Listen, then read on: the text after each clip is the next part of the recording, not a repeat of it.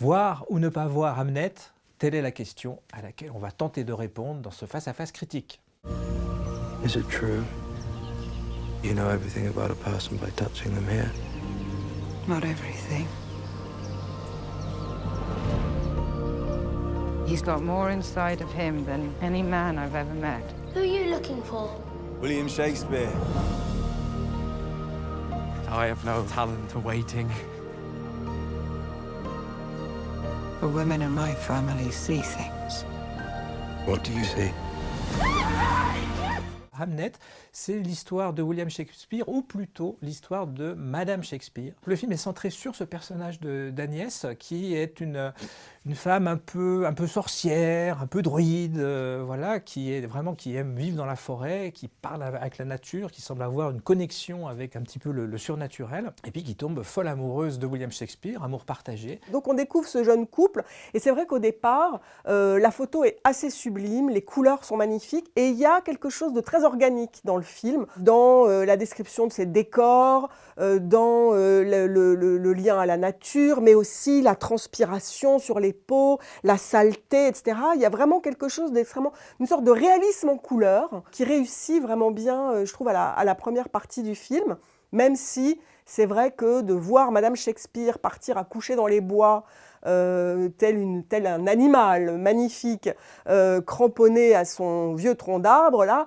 le doute commençait à me venir. C'est étrange que d'un point de départ aussi féministe, qui consiste à dire on va un peu écarter Shakespeare pour s'intéresser à la madame derrière, ce que le film dessine, et c'est là où il me semble qu'il est un peu étrange et un peu entre deux, c'est un homme qui a besoin d'une très forte réalisation sociale, qui va devoir s'arracher à sa famille, à ses enfants, etc., pour aller devenir le plus grand dramaturge de tous les temps qu'on connaît, et d'une femme qui finalement est naturellement, intrinsèquement liée à sa famille, la nature, sa petite forêt, et quelque chose qui serait voilà, de l'ordre d'un organisme féminin, quoi. Et je trouve que là, le film vraiment nage dans des eaux un peu troubles. Moi, j'aime beaucoup ce que Cloézo arrive à glisser dans son film, c'est-à-dire vraiment des notations de fantastique, puisque effectivement, on sait très vite qu'un des enfants va mourir. Il se trouve qu'il y a un suspense pour savoir quel va être l'enfant, et elle le mène d'une manière vraiment intéressante, avec vraiment une irruption du fantastique.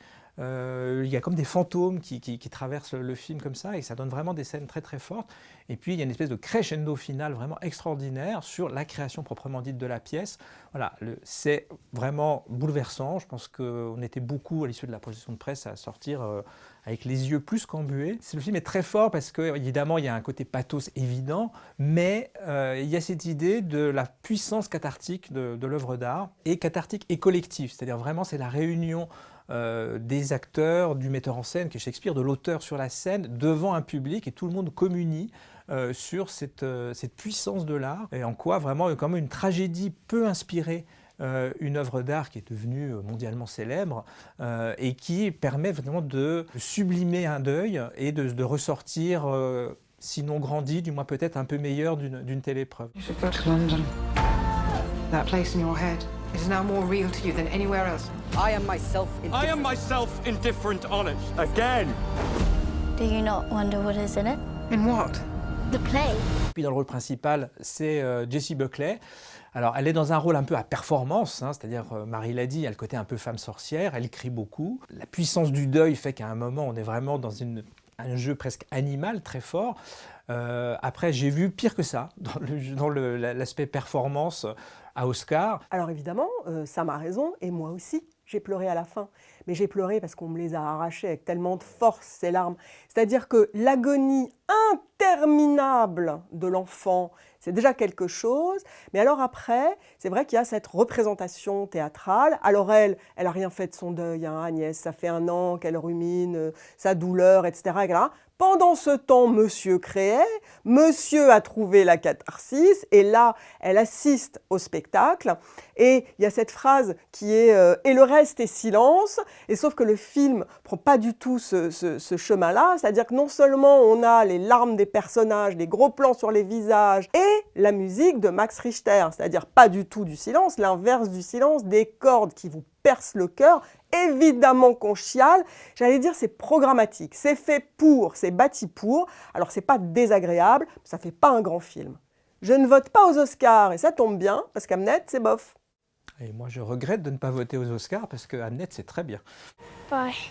Why? Bye. Bye.